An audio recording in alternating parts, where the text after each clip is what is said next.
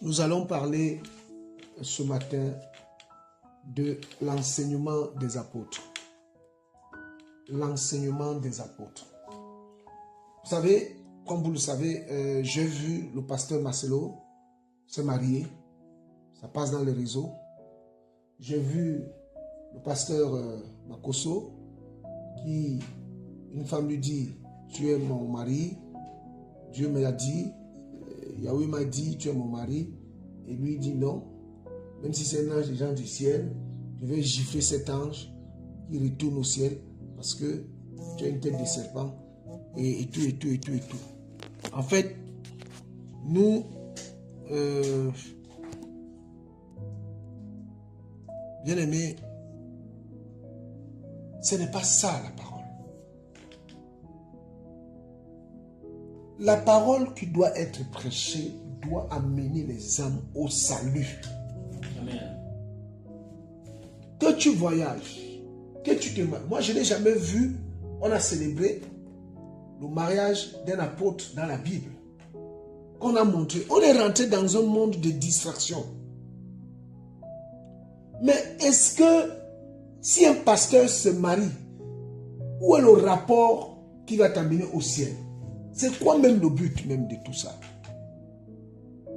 On laisse la Bible et on s'occupe des choses qui n'ont ni tête ni queue. Des pasteurs qui passent leur temps à faire le buzz sur Internet au lieu d'enseigner le peuple d'Élohim. Les enfants de Dieu qui veulent se nourrir de la vraie parole, qui veulent être édifiés, qui ont besoin d'être encouragés, qui ont besoin d'avoir certaines réponses qu'ils ne trouvent pas. Mais aujourd'hui, les hommes de Dieu sont devenus des stars. Ils ont même des abonnés plus que les gens du monde. D'autres font de leur vie une télé-réalité où on voit leurs femmes, eux-mêmes et leurs enfants. En fait, ils ont perdu le cap. Ils se sont détournés de la mission que le Seigneur leur a donnée, celui de paître son troupeau. Qu'un pasteur se marie, il n'y a pas de mauvaise chose en cela. Mais ça ne peut pas être un sujet pour remplacer l'évangile. Non, frères, sœurs. L'évangile est unique. L'évangile est christocentrique. L'évangile parle de Jésus mort et ressuscité. L'évangile parle, n'est-ce pas, de l'espérance que le chrétien, le croyant a en la personne de Jésus. L'évangile parle de l'éternité. Voilà. Alors, qu'est-ce que les apôtres de l'agneau enseignaient? Qu'est-ce qui était l'objet de leur... qui attirait toute leur attention? C'était quoi le but de leur ministère? Pourquoi ils ont tout abandonné pour suivre cet homme qui est monté au ciel et qui les a donné une mission? C'était pour qu'ils se montent dans des chaînes de télé? C'était pour qu'ils demandent de l'argent quand on prie? C'était pour qu'ils prophétisent pour avoir des maisons de milliards? Je ne comprends pas. Je ne comprends pas. Je pense que je ne suis pas la seule personne ici à se poser la véritable question. On veut faire croire aux enfants du Seigneur que si tu n'as pas une grande maison, tu n'as pas une grande voiture, tu es maudit. Je ne comprends pas. Je ne comprends pas. En quoi l'éternité est-il en rapport avec les biens matériels? Je ne comprends pas. Si le Seigneur te donne une voiture, une grande voiture, merci Seigneur. Si le Seigneur te donne une maison, merci Seigneur. Si le Seigneur te donne un mari, merci Seigneur. Si te donne une femme, merci Seigneur. Si te donne des enfants, merci Seigneur. Il te donne un bon travail, merci Seigneur. Il te donne la santé, merci Seigneur. Mais tout cela n'a rien à voir avec l'éternité. Amen. Alléluia. Amen. L'éternité, nous ne partirons pas avec ce corps-ci. C'est écrit. Mais pourquoi nous tuons-nous? Il y en a un qui est en Belgique. Il passe son temps il n'ouvre même pas la Bible. Il parle que de ses voyages. Il parle seulement, j'ai prié pour tel, je lui ai dit, j'ai fait comme ça. Jésus n'est pas dans sa bouche. Et quand on regarde même l'auditoire de ceux qui l'écoutent, c'est des gens qui ont fait la chirurgie esthétique qui sont habillés de manière, même les prostituées s'habillent mieux. Et ils sont dans ce temple, dans ce couloir de la mort, où on les vend du vent, croyant qu'on parle de Jésus. Mais de quel Jésus on parle comme ça? Qu'est-ce que les apôtres ont enseigné? Quelle est la parole que nous avons reçue? Quel est l'enseignement que toi et moi nous avons reçu? Et qu'est-ce que notre âme a besoin de recevoir pour être sauvée? Parce qu'il y a un évangile, un seul, pas deux, qui amène au salut. C'est un évangile qui ne se dilue pas. C'est un évangile qu'on ne tronque pas. C'est un évangile qu'on ne change pas. C'est un évangile qui n'a pas, n'est-ce pas, de prix. Le prix de l'évangile, c'est le Seigneur Yeshua Hamashiach lui-même. C'était quoi la doctrine apostolique? C'était quoi l'enseignement des apôtres? Qu'est-ce que Paul, Pierre, Jean, Jacques ont enseigné? Qu'est-ce que les Kakou Sévérin ont enseigné? Qu'est-ce que les docteurs John MacArthur ont enseigné? Qu'est-ce que les Scofield ont enseigné? Qu'est-ce que les John Wesley ont enseigné? Qu'est-ce que tous ces grands réformateurs ont enseigné? Oh, bien-aimés, nous sommes dans un temps de confusion, nous sommes dans un temps de ténèbres où le monde pense qu'avec l'évolution technologique, nous avons atteint la pleine connaissance alors qu'en réalité, nous sommes en train de nous égarer. Et ceux qui étaient appelés pour apporter l'éclairage qu'on appelle photizo en grec, être éclairé, l'illumination au peuple du Seigneur, ils se sont détournés et ils ont accepté ce que Ésaïe a accepté, ce que Jacob lui avait proposé. Ils ont accepté cela. Aujourd'hui, le ministère est synonyme de la richesse et de la grandeur, l'opulence matérielle. Les voyages. On brandit, n'est-ce pas, nos richesses, leurs richesses, comme si c'était des trophées de guerre. Mais, bien aimé, le Seigneur Yeshua ici-bas n'avait qu'une seule tunique. Il a dit aux enfants d'Israël dans le livre de Deutéronome, au chapitre 7, chapitre 8, là-bas, il dit, je vous ai laissé avoir faim. Vos pieds, pendant 40 ans, ne se sont point enflés. Vos habits ne sont point usés. Je vous ai donné la manne du ciel, la nourriture des anges, que vous ne connaissez pas. Il dit, non, reconnaissez en votre cœur que c'est moi qui suis l'Éternel, Yahweh Adonai. Ce n'est pas vos créations technologiques où vous pouvez provoquer la pluie, où vous pouvez, n'est-ce pas, catalyser, n'est-ce pas, ou accélérer la croissance hormonale des poulets, des bœufs, des œufs ou tout ce que, ou même des plantes, pour que vous mangez et qui vous donnent la maladie, qui font que, pour dire que vous êtes arrivé à la pleine connaissance. Moi, je vous ai donné la manne pendant 40 ans. Aucun de vous n'était malade. Ceux qui mouraient par désobéissance à cause du péché. Mais ce n'était pas la nourriture qu'ils mangeaient. Alléluia. Oui, frère. C'était à cause de la désobéissance. Mais ce n'était pas à cause de la maladie. Parce qu'il s'appelle El Rafa. Mais quelle est donc la doctrine aujourd'hui? Qu'est-ce qu'on nous vend sur Internet? Combien de chaînes de télé glorifient-ils et dispensent-elles, glorifient-elles autant pour moi, et dispensent-elles l'enseignement apostolique? La doctrine des apôtres où Pierre, Paul, Jean, Jacques et les autres ont donné leur vie. C'est terrible. Le constat est amer. Alors, les vraies assemblées sont devenues rares. Les vraies assemblées sont devenues rares. Et ceux qui veulent, n'est-ce pas, glorifier le Seigneur et qu'ils veulent avoir, n'est-ce pas, une assemblée, ils vont être corrompus, ils vont être approchés pour les faire aussi souiller et les faire tomber. Voilà pourquoi nous nous cachons de plus en plus. Voilà pourquoi nous ne mettons pas nos visages sur Internet. Voilà pourquoi nous prêchons et nous ne nous présentons même pas. Parce que celui qui doit être vu, celui qui doit être présenté, celui qui doit être entendu, connu, su de tous les hommes, c'est Jésus, frère. Ce n'est pas nous. Jean-Baptiste avait dit, moi je ne suis qu'une voix. Et toi, qui es-tu? Toi qui montes tes photos sur Internet, c'est toi qui es mort à la croix. Toi qui fais des lives, c'est toi qui es mort à la croix. Mais je ne comprends pas. Mais ça ne m'étonne pas.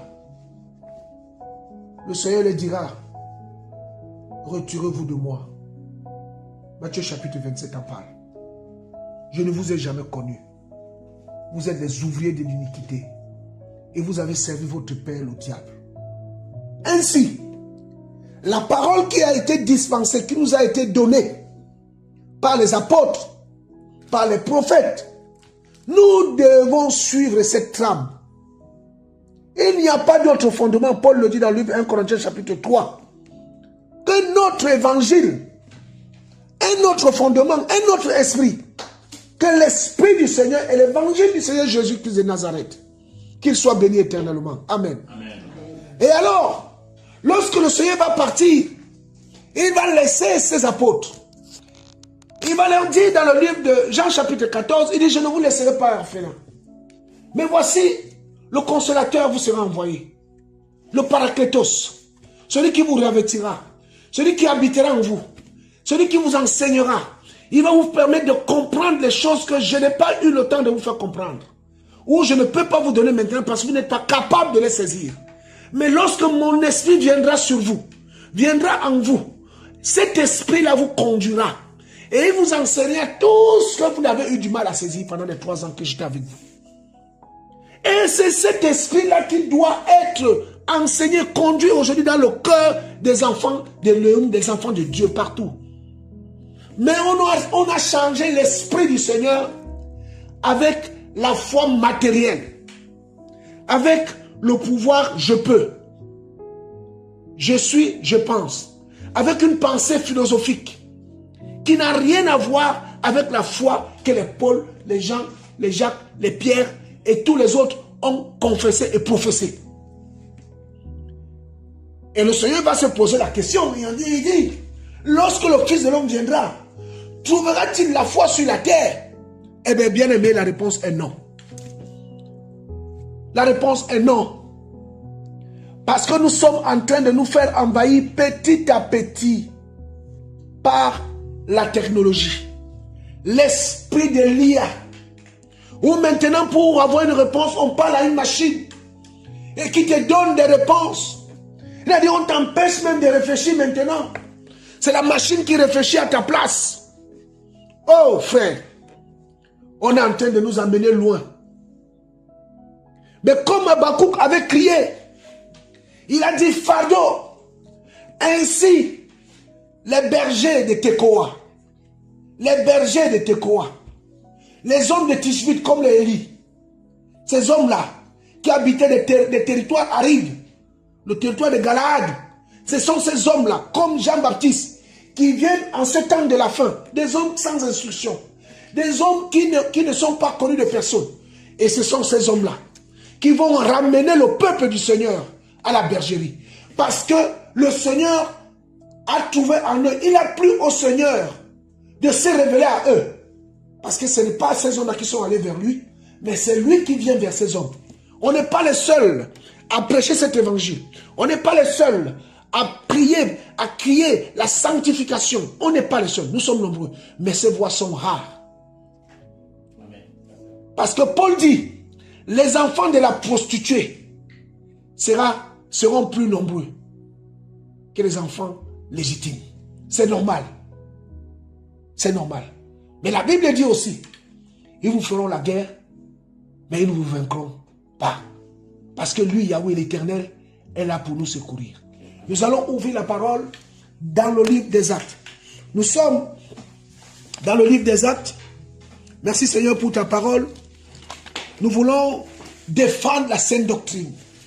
Nous voulons proclamer haut et fort à ces hommes et à ces femmes qui sont martyrisés, qui sont écrasés, qui sont sans espoir, sans espérance, que le Seigneur est mort et ressuscité. Voilà notre avenir, voilà notre terminus, voilà notre destinée, voilà notre félicité, la mort et la résurrection. Paul dit dans le livre de 1 Corinthiens 15, il dit si Yeshua n'est pas ressuscité, nous sommes menteurs et nous faisons de Léoïm menteur. Parce que nous disons qu'il a ressuscité alors qu'il n'a pas ressuscité. Mais si toi tu crois au Seigneur, tu dois, c'est-à-dire ta foi doit être basée et collée, accrochée à la mort et à la résurrection. L'enlèvement des saints dans le ciel Ça n'a pas de prix. Ça là, si on enlève l'espérance de la vie éternelle en toi, change de foi. Ça ne sert à rien d'être chrétien. Paul dit, frère, il dit si c'est sur cette vie-ci que nous espérons, il dit nous sommes les plus malheureux de tous. Il dit mais mangeons, buvons et mourons. Mais si dans ton cœur, femme, homme, tu as la notion de la vie éternelle, tu crois que l'esprit qui a ressuscité Jésus-Christ des morts, cet esprit est en toi. Dis-toi une chose, frère, que les musulmans, les bouddhistes et tous ces gens n'ont pas pu faire, que cet esprit te ressuscitera. Oh frère, oh Seigneur de gloire, je veux vous parler de l'espérance qui est dans la foi chrétienne. L'espérance en Jésus-Christ de Nazareth. L'homme vivant. Celui qui ressuscite les morts. Celui qui a marché sur les eaux. Celui qui a multiplié le pain. Celui qui a accompagné Israël pendant 40 ans dans le désert. C'est de ce Dieu-là que je vous parle ce matin, frère. Oh, bien-aimé. Écoutez, frère, écoutez. C'est-à-dire, parfois, nous sommes parfois pris par la maladie, les problèmes et tout. Ça nous, même pas les problèmes de foyer, mais ça nous empêche. Ça veut nous étouffer notre espérance. Mais ton espérance ne doit pas être basse. C'est vrai que c'est un combat. Mais tu dois avoir un sanctuaire. Un endroit qui est intouchable. Et une foi inébranlable par rapport à ton éternité. C'est-à-dire qu'au-delà de tout ce que tu peux subir, tu dois te dire à l'intérieur de toi, je dois saisir l'éternité. Ça, la personne ne doit te l'enlever. Il faut, personne ne doit t'enlever l'éternité. Si nous prêchons cette Bible-ci, que je tiens à la main, que Jésus n'est pas ressuscité, ça ne sert à rien, sortons d'ici, allons jouer, je ne sais pas, allons à la pêche comme les autres le font. Mais si le Dieu qui m'a apparu dans ma chambre, j'ai toujours dit ça, celui qui m'a apparu physiquement dans ma chambre, s'il n'est pas vivant, je ferme la Bible, je rentre, je m'en vais au quartier, je m'en vais faire n'importe quoi. Frère, c'est ça la doctrine que nous devons enseigner. Mais on nous vend du vent, on nous vend des choses, de la distraction, à telle en sorte que les enfants du Seigneur tombent dans la dépression. On perd l'espérance. Et pourtant tu es baptisé, tu lis la Bible. Mais si cette Bible-ci n'est pas esprit et vie, brûlons-la. Ne la lisons plus. Oh frère. Mais Pierre a dit au Seigneur, nous avons tout quitté pour te suivre. Il lui a dit ça, frère. Tu as tout quitté. Tu te sanctifies, tu refuses de coucher avec les hommes. Tu refuses d'avoir des relations hors mariage. Tu refuses de regarder des films pornographiques. Tu refuses ceci, tu refuses cela, tu refuses ceci. Mais si tu fais tout ça pour rien, mais ça ne sert à rien. Si tu n'as pas l'espérance du salut, ça sert à quoi de te priver? Vrai ou faux? Ça sert à quoi? Mais donc si tu te prives, ça veut dire qu'en toi, tu crois à l'éternité. Et si tu crois à l'éternité, vas-y à fond. Ne fais pas à moitié, un pied dedans, un pied dehors. Tu vas perdre des deux côtés. Parce que ceux qui vont en enfer, vous savez ce que le Bénin a dit à la croix au Seigneur? Il a dit à son ami, il dit que nous sommes là en train de mourir parce qu'on a voulu. Il a reconnu, il dit, nous on a fait ce qui est mal. Donc, en gros, moi, j'assume d'être crucifié. Mais lui, il n'a rien fait. Donc, il ne mérite pas. Et le Seigneur a vu cet homme. Il lui a dit, à l'heure même, aujourd'hui tu seras avec moi où? Au paradis. La doctrine, l'enseignement des apôtres, c'était quoi? C'était quoi, bien-aimé? Vous pensez que Pierre, Paul, Jean-Jacques n'avaient pas de problème? Laisse-moi te dire, Paul a été décapité à Rome, en Italie, là, pas loin de nous ici, par Néron. Pierre a été pendu, crucifié, la tête en bas. Ésaïe a été scié. Jean a été mis vivant dans un feu d'huile. Il est mort en travaux forcés à Patmos. Jérémie, pareil. Vous voulez que je vous en cite encore? Pourquoi? Pourquoi ils ont accepté une telle mort? Mais parce que ils ont vu ce que nous, on n'a pas vu. Ils ont cru ce que nous avons du mal à croire. Et ils ont entendu ce que nous refusons d'entendre. Parce que même entendre la voix du Seigneur maintenant, c'est difficile. Tu es tellement occupé. Même pour prier, ça devient un combat. Tu es tellement occupé que tu ne donnes pas la place au Seigneur pour qu'il te parle. Mais dis-moi, si le Seigneur ne te parle pas, comment vas-tu cultiver ta relation avec lui? Tu vas être comme des musulmans, ils prient, mais ils n'ont jamais de réponse. Ils donnent les mêmes prières tout le temps. Ou les bouddhistes qui brûlent les bougies tout le temps. Ils donnent la nourriture à leur Dieu. Ils viennent encore, ils nettoient, ils remplacent. Non, frère. Le chrétien est le seul être humain croyant qui sait ce qui va lui arriver après la mort. Oh! On ne parle pas de la loterie ici. La foi chrétienne, ce n'est pas la loterie.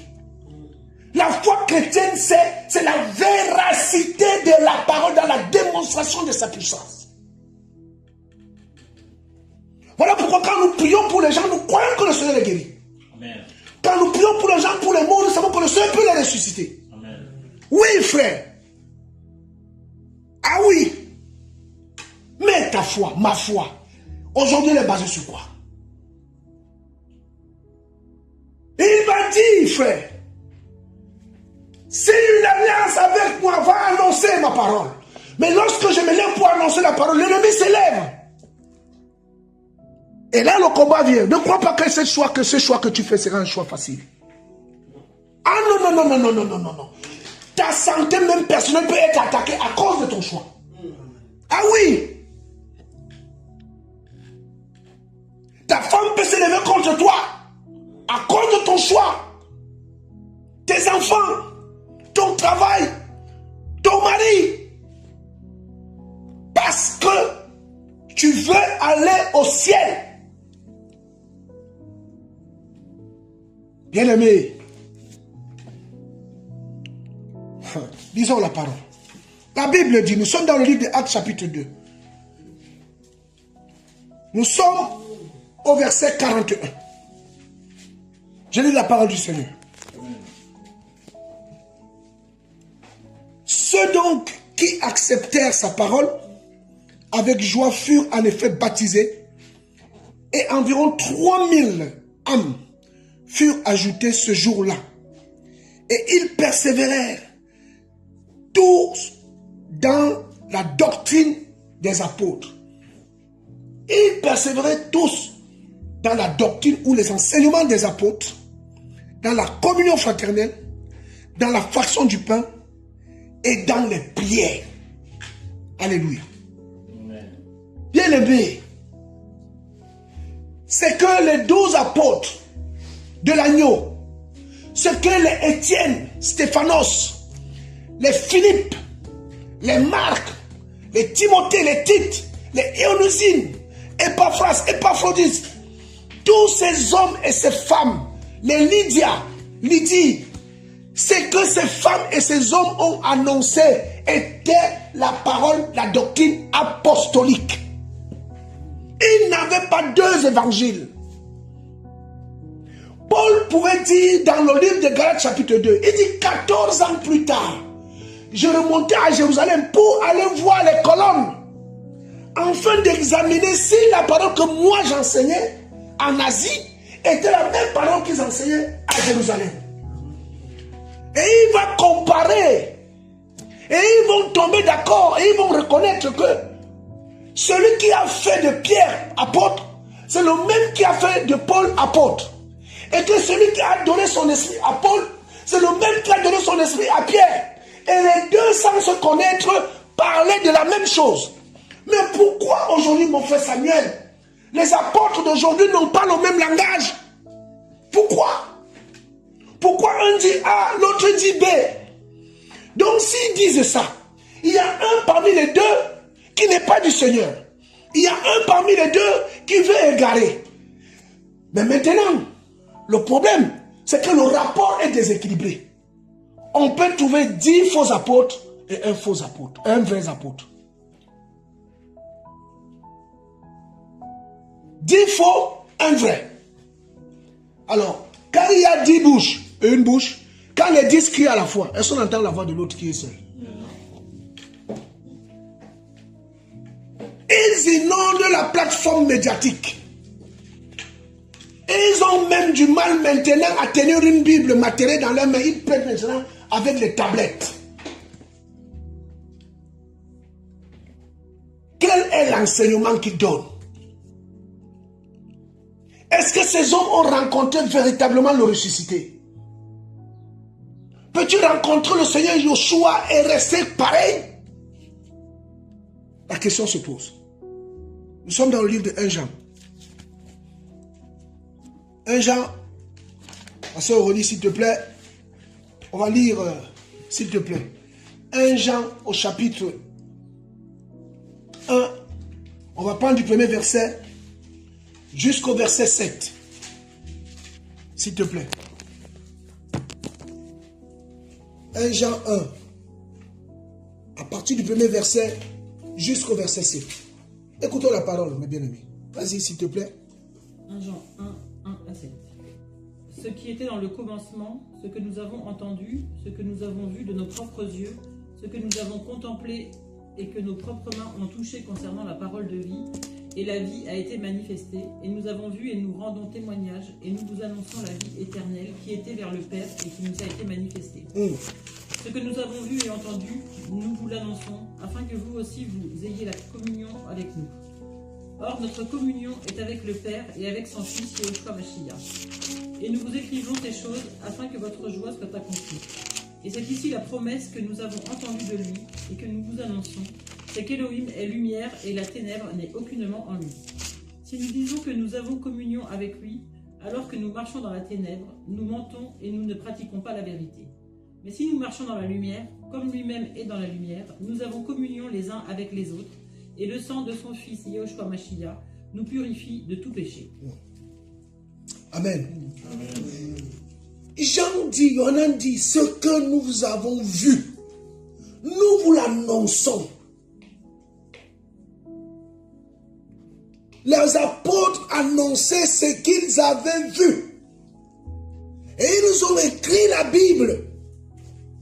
Afin que nous aussi, nous puissions annoncer ça aux autres. Mais quel est cet évangile qu'on nous prêche aujourd'hui? Ils sont d'où? Regardez encore. Ma soeur, s'il te plaît, nous prenons le livre de 1 Corinthiens. Nous sommes, s'il te plaît, 1 Corinthiens chapitre 15. On va lire du premier verset au verset 11. S'il te plaît. 1 Corinthiens chapitre 15. Nous sommes à partir du premier verset jusqu'au verset 11. Amen. Amen. Or, je vous fais connaître, frères, l'évangile que je vous ai annoncé, que vous avez aussi reçu et dans lequel vous demeurez ferme, et par le moyen duquel vous êtes sauvés, si vous retenez la parole que je vous ai annoncée, à moins que vous n'ayez cru en vain. Car je vous ai livré en premier lieu ce que j'avais aussi reçu, que Mashiach est mort pour nos péchés selon les Écritures, et qu'il a été enseveli, et qu'il est ressuscité le troisième jour selon les Écritures, et qu'il est apparu à Képhas, et ensuite aux 12. Ensuite, il est apparu à plus de 500 frères à la fois, dont la plupart demeurent encore à présent, mais dont les quelques-uns aussi se sont endormis. Ensuite, il est apparu à Jacob, et ensuite à tous les apôtres. Mais en tout dernier lieu, il m'est apparu à moi aussi comme un avorton. Car je suis le plus petit des apôtres. Je ne suis pas digne d'être appelé apôtre, parce que j'ai persécuté l'assemblée d'Élohim. Mais par la grâce d'Élohim, je suis ce que je suis, et sa grâce envers moi n'a pas été vaine. Mais j'ai travaillé plus que tous, toutefois non pas moi, mais la grâce d'Élohim qui est avec moi. Ainsi donc, que ce soit moi, que ce soit eux, voilà ce que nous prêchons, et vous l'avez cru ainsi. Alléluia. Amen. Paul dit, que ce soit lui, ou les autres, ou les 500 autres, voilà ce qu'il prêche. Amen. Alléluia. Amen. La doctrine des apôtres était centré sur la personne de Jésus. Amen. En sa mort et en sa résurrection. Examinant et parcourant la parole du Seigneur qui les amenait à fortifier et à fonder leur foi dans l'espérance qui était le salut éternel. Oh! Mais quel est l'évangile qu'on nous prêche aujourd'hui? Prenons le livre de 2 Corinthiens, s'il te plaît, ma soeur.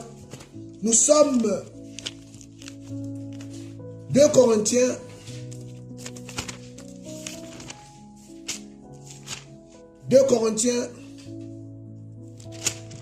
Alléluia. Amen. 2 Corinthiens chapitre 11. À partir du premier verset. Là, tu vas lire beaucoup. 2 Corinthiens 11, 1. Si seulement vous pouviez me supporter un peu dans ma folie, mais vous me supportez. Car je suis jaloux pour vous, d'une jalousie d'Élohim, car je vous ai fiancé à un seul époux pour présenter une vierge pure au Mashiach. Arrête-toi là. Paul dit que la foi chrétienne des élus est comme des fiançailles de l'église ou d'un homme ou d'une femme à un homme. Et il dit, nous l'église, il nous a fiancés à qui? À un seul époux, pas deux. Dont le message, dont les avertissements doivent être coordonnés et cohérentes.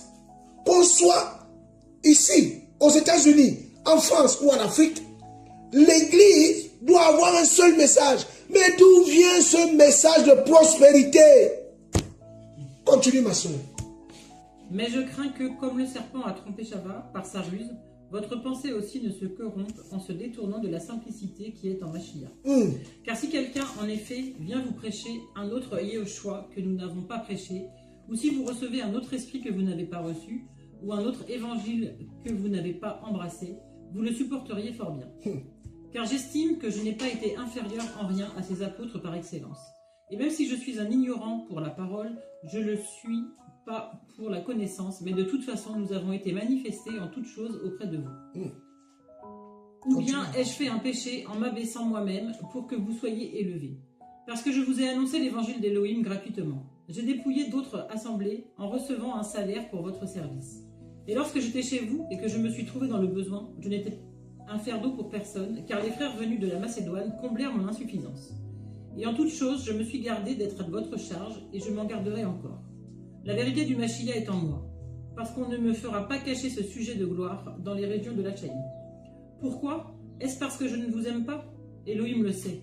Mais ce que je fais, je le ferai encore, pour ôter l'occasion à ceux qui veulent une occasion, afin qu'ils soient trouvés tels que nous dans les choses dont ils se glorifient. Car de tels hommes sont de faux apôtres, des ouvriers trompeurs, qui se transforment en apôtres du Mashiach. Et cela n'est pas étonnant, car Satan lui-même se transforme en ange de lumière. Ce n'est donc pas une grande chose si ses serviteurs aussi se transforment en serviteurs de justice. Mais leur fin sera selon leurs œuvres. Merci. Paul dit, si vous recevez un autre esprit, si vous recevez un autre évangile, mais il dit encore, si vous recevez un autre Jésus, un autre Yeshua, donc, il y a deux évangiles, il y a deux esprits, il y a deux Yeshua. Mais il n'y a qu'un seul Yeshua qui sauve. Amen. Celui qui dit je suis le chemin, la vérité et la vie. Et nul ne peut arriver chez mon Père en passant par qui? Par moi. Voilà la doctrine des apôtres. C'est cette doctrine-là qu'il perpétue. Maintenant, ma soeur, on peut continuer verset 16. Écoutons ce que l'apôtre dit. Je le dis encore, afin que personne ne me regarde comme un insensé. Ou bien recevez-moi comme un insensé, afin que je me glorifie aussi un peu. Ce que je dis, je ne le dis pas selon le Seigneur, mais comme par folie, avec l'assurance d'avoir de quoi me glorifier. Puisque beaucoup se glorifient selon la chair, moi aussi je me glorifierai. Car vous supportez volontiers les insensés, vous qui êtes sages. Car si quelqu'un vous réduit en esclavage, si quelqu'un vous dévore, si quelqu'un s'empare de vous, si quelqu'un s'élève au-dessus de vous, si quelqu'un vous frappe au visage, vous le supportez. Je le dis avec honte, comme si nous avons été faibles. Mais si quelqu'un ose se glorifier en quelque chose, je parle en insensé, moi aussi je l'ose. Sont-ils hébreux? Moi aussi. Sont-ils israélites? Moi aussi. Sont-ils la postérité d'Abraham? Moi aussi. Sont-ils serviteurs du Mashiach? Je parle comme un aliéné. Je le suis plus qu'eux. Par les travaux, bien plus. Par les blessures, plus qu'eux. Par les emprisonnements, bien plus. Dans les morts, souvent. 5 fois j'ai reçu des Juifs 40 coups, moins 1. J'ai été battu de verge 3 fois. J'ai été lapidé 1 fois. J'ai fait naufrage 3 fois. J'ai passé 1 jour et 1 nuit dans la mer profonde. Souvent en voyage, en péril sur les fleuves, en péril de la part des brigands, en péril de la part de ceux de ma race, en péril parmi les nations, en péril dans les villes, en péril dans les régions inhabitées, en péril sur la mer, en péril parmi les faux frères. Dans la peine et dans le travail dur et difficile, dans de fréquentes veilles, dans la faim, dans la soif, souvent dans les jeûnes, dans le froid et dans la nudité. Outre les choses de dehors, ce qui me tient assiégé tous les jours, c'est le souci que j'ai de toutes les assemblées. Qui est malade, que je ne sois aussi malade? Qui est scandalisé, que je n'en sois aussi brûlé? S'il faut se glorifier, c'est de ma faiblesse que je me glorifierai. L'Élohim et Père de notre Seigneur Yeshua Mashiach, qui est béni pour l'éternité, sait que je ne mens pas. À Damas, le gouverneur du roi Arétas garda la ville des Damaséniens, souvent se saisir de moi. Et à travers une fenêtre, dans une corbeille, on me descendait à travers la muraille, je n'échappais de ses mains. Alléluia. Et j'échappais de ses mains. Alléluia. Voilà l'évangile, voilà les enseignements des apôtres. Des hommes qui ont souffert et qui payent un prix. Mais aujourd'hui, c'est nous qui engraissons. J'étais au Cameroun et un homme me dit, nous aussi on paye la dîme tous les jours. J'ai dit, explique-moi la dîme tous les jours. Il me dit, comme je suis commerçant, si je vends un bœuf à 300 000, je dois enlever 30 000. Donc tous les jours je vends, je dois enlever 10%. Il y a même la dîme pour la 10e fille. Donc le 1/10. Donc quand un homme a 10 enfants, la fille part pour le 1/10. J'ai dit, explique-moi ce que ça veut dire. Ça veut dire que quand on va épouser l'enfant, la dot, tout part dans les mains du pasteur. Ah oui. Il est le 10e. Donc c'est la dîme du 1/10, non? Voilà. C'est le 10e. Oh, c'est compliqué. C'est quel évangile? On a vu Pierre prêcher ça. On a vu Paul prêcher ça. Ça sort dans quelle Bible? Et ils ont quelle Bible? Mais Paul dit, si quelqu'un vient vous frapper, si quelqu'un vous réduit à l'esclavage, si quelqu'un vous dépouille, ce sont ces hommes-là que vous aimez. Mais nous qui venons ici, quand vous êtes malade, on compatit. Nos pauvres 5 francs, c'est ça, quand on vous paye les médicaments, vous nous méprisez et vous nous tapez même. Quel est cet apôtre-là qui peut fuir un gouverneur dans une corbeille? On l'a fait descendre de la muraille dans une corbeille pour fuir. Mais aujourd'hui, si un apôtre, les grands apôtres là, ne font pas les grands voyages, ou avant même qu'ils ne viennent, il faut que les hôtels 5 étoiles soient réservés, sont cachés déjà là, une voiture de garde du corps, il ne vient pas. Il ne vient pas. C'est comme des artistes. Mais ils sont... On a vu d'autres avec les artistes mondains. On a vu ces soi-disant apôtres, ces grands télé-évangélistes avec les artistes mondains. C'est filmé avec eux. Ils sont ensemble. Oh frère. Ils ont dénaturé l'évangile. Ils ont vidé l'évangile de la croix de toute sa substance divine qui peut nous amener à salut. Et ils ont vidé, ils ont laissé la coque, ils se promènent avec des Bibles, ils se promènent avec des toges, ils parlent de Jésus, Jésus. Mais de quel Jésus? Parce que moi la Bible vient de me dire qu'il y a 2 Jésus. Donc ce n'est pas le vrai Jésus qu'il prêche. Le vrai Jésus m'amène à l'humilité. Le vrai Jésus m'amène à l'intégrité. Le vrai Jésus m'amène à être pieux. Voilà l'évangile. Et en agissant ainsi, je sais que les portes du Seigneur me seront grandement ouvertes. Mais ces gens-là, ils prêchent que l'évangile. 1 Corinthiens chapitre 3. S'il te plaît. 1 Corinthiens 3. À partir du premier verset. «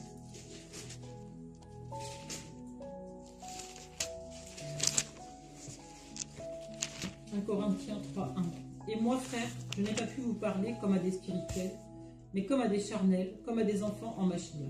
Je vous ai donné du lait à boire et non quelque chose à manger, car vous n'en étiez pas encore capable. Et même maintenant, vous n'en êtes pas encore capable, car vous êtes encore charnels.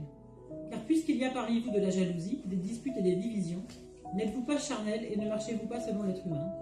Car quand l'un dit « Moi je suis vraiment de Paulos » et un autre « Moi d'Apollos », n'êtes-vous pas charnels? Qui donc est Paulos et qui est Apollos? Mais l'un ou l'autre des serviteurs par le moyen desquels vous avez cru, selon que le Seigneur l'a donné à chacun. J'ai planté Apollos à arroser, mais c'est Elohim qui a fait croître. Ainsi ce n'est pas celui qui plante qui est quelque chose, ni celui qui arrose, mais Elohim qui fait croître. Or celui qui plante et celui qui arrose ne sont qu'un, mais chacun recevra sa propre récompense selon son propre travail. Car nous sommes des compagnons d'Elohim dans l'œuvre. Vous êtes le champ cultivé d'Elohim et la construction d'Elohim. Selon la grâce d'Elohim qui m'a été donnée, j'ai posé le fondement comme un sage architecte et un autre édifie dessus. Mais que chacun discerne comment il édifie dessus. Car personne ne peut poser un autre fondement que celui qui est déjà posé, lequel est Yehoshua Mashiach. Amen. Personne ne peut poser un autre fondement. Et ces hommes, ils se recommandent eux-mêmes. Ils le disent, Paul dit, nous sommes oubliés avec Elohim, avec Dieu. Mais eux, ils disent, ces hommes s'accaparent la gloire du Seigneur. Ils s'accaparent la gloire du Seigneur. Est-ce que c'est ça la doctrine des apôtres? Est-ce que c'est ça l'enseignement des apôtres? Ce n'est pas ça. Ce que Pierre, Jean, Jacques et les autres ont enseigné, ce n'est pas ça. Qu'est-ce qui se passe? Pourquoi en sommes-nous arrivés là? Mais c'est aussi à cause de notre faute. Parce que nous n'avons pas l'amour de la vérité. Parce que celui qui a l'amour de la vérité, il sort de ces cimetières et il cherche le Seigneur dans leur maison, dans la prière, le jeûne, jusqu'à ce que le Seigneur se révèle à eux, afin qu'ils sachent là où ils doivent mettre les pieds. Alléluia. Amen. Oui, frères et sœurs. Oui. La parole du Seigneur doit être dite, enseignée de la même manière. Regardez, regardez, et puis on va finir par là. 2 Pierre, s'il te plaît. 2 Pierre, nous sommes au chapitre 3. On va lire le verset 1 et 2. 2 Pierre 3, 1 et 2. Oui. Bien-aimés, voici déjà la seconde lettre que je vous écris. Dans l'une et dans l'autre, je réveille par un rappel la pureté de vos pensées, afin que vous vous souveniez des paroles qui ont été dites auparavant par les saints prophètes et du commandement de vos apôtres, qui est celui du Seigneur et Sauveur. Vous entendez? C'est-à-dire que Pierre et Paul et les autres n'ajoutaient pas autre chose. Ils ne faisaient que rappeler la même chose. Parce que le Seigneur est venu sceller sa révélation. C'est-à-dire que le canon biblique que nous avons de 66 livres, et rien d'autre ne peut être ajouté dedans. Et si on prend le livre d'Apocalypse chapitre 22, la Bible déclare que celui qui retranchera ou qui ajoutera aura des fléaux qui sont écrits dans ce livre. Et Paul dira dans le livre de Galates que même si un ange descend du ciel et qu'il vient vous annoncer un autre évangile que je vous ai enseigné, et que même moi qui vous parle, Paul, que je revienne demain pour vous dire autre chose que je vous ai enseigné, chassez-moi, que je sois maudit. Alléluia. Et ces hommes aujourd'hui, ils enseignent quoi? Qu'est-ce qu'ils donnent comme nourriture? David pouvait dire, l'Éternel est mon berger, je ne manquerai de rien. Il me conduit où? Dans des verts pâturages. Mais quels sont ces pâturages qu'on nous donne aujourd'hui?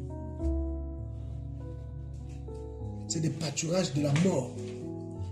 C'est des coloquins sauvages. La mort dans le pot. Comme Élisée à l'époque des prophètes, des fils de prophètes. Il y a un qui va se lever pour aller dans la forêt, chercher la nourriture parce qu'il y avait la famine. Il va prendre des concombres sauvages. Il va venir les préparer pour donner à ses frères croyant que c'est la nourriture. Quand ils vont goûter, ils vont dire, homme de Dieu, la mort est dans le pot. Mais il a fallu que Élisée, autant pour moi, mette de la farine. La farine, la vraie parole qui assainit. Pour, n'est-ce pas, que cette nourriture soit consommable. Frères, sœurs, ils sont en train de distiller la mort. Vous qui êtes des abonnés dans ces chaînes, sortez de là. Vous sciez des alliances qui vont vous conduire tout droit en enfer. Parce que ces hommes-là ne sont pas connus du Seigneur.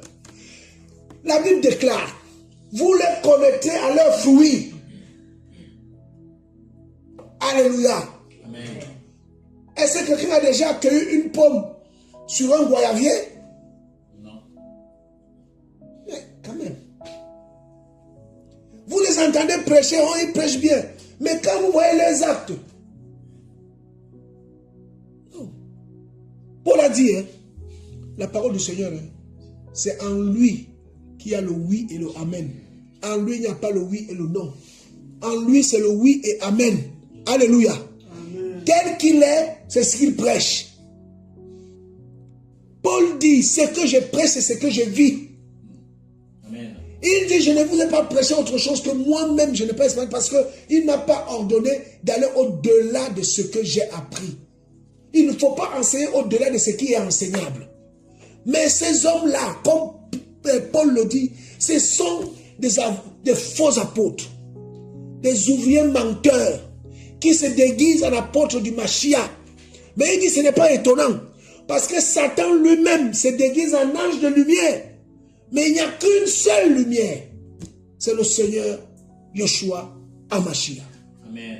Bien-aimés, avant de finir, je voudrais nous encourager à tenir ferme dans la foi. La foi apostolique. Lisez la Bible. Lisez la Bible. Amen. Et marchez selon cette Bible. Si tu as du mal à lire la Bible, même la Bible audio, écoute-la. Alléluia. Amen. Oui, frère. Même si tu es fatigué, que tu mets la Bible, écoute-la. Pour les soeurs qui sont dans la cuisine, qui font autre chose, même au travail, ceux qui sont dans le bureau, tu peux mettre ta Bible, tu écoutes. Et prier. Restez dans l'intégrité. Parce que nous sommes en plein préparatif pour le ciel. N'écoutez pas ces dizaines de bonnes aventures là qui sont dehors, là, qui disent n'importe quoi. Ils sont eux-mêmes déjà marqués au fer rouge, comme Pierre le dit. Et ils veulent embarquer d'autres, ils veulent embarquer d'autres avec eux. Sauvez-vous. Pierre dit, dans le livre des Actes, là où on a lu, il dit par plusieurs d'autres paroles, dans le livre des Actes chapitre 4, ils les exhortèrent à s'échapper de cette génération perverse et corrompue. Par plusieurs d'autres paroles. Et ainsi ce matin, je veux te dire que ton état de santé, ta situation sociale, ne doivent pas enfreindre à ta foi. Amen. La foi au-dessus de tout. Et le Seigneur t'a donné quelque chose qui n'a pas d'esprit. Quelque chose qui n'a pas de prix, autant pour moi. Le Saint-Esprit, qui est lui-même. Éphésiens chapitre 2, Éphésiens chapitre 1 nous dit qu'il nous a donné son esprit comme un gage. Un gage, qu'est-ce qu'un gage? Un gage, c'est quelque chose qu'on donne qui a plus de la valeur que ce qu'on propose. Donc, quelqu'un ne peut pas donner un gage, quelque chose qui n'a pas de valeur. Et le Seigneur n'a pas trouvé mieux. Il ne nous a pas envoyé un ange. Mais il a trouvé mieux de nous donner lui-même un gage. Donc le Saint-Esprit qui est en toi est, n'est-ce pas, le témoignage de l'Esprit que Yeshua va tenir sa promesse. Alléluia. Amen. Soyez encouragés, soyons encouragés, j'allais dire, tenons ferme. Le combat n'est pas facile. Mais pour Yeshua, ensemble, nous vaincrons. Alléluia. Amen. Amen.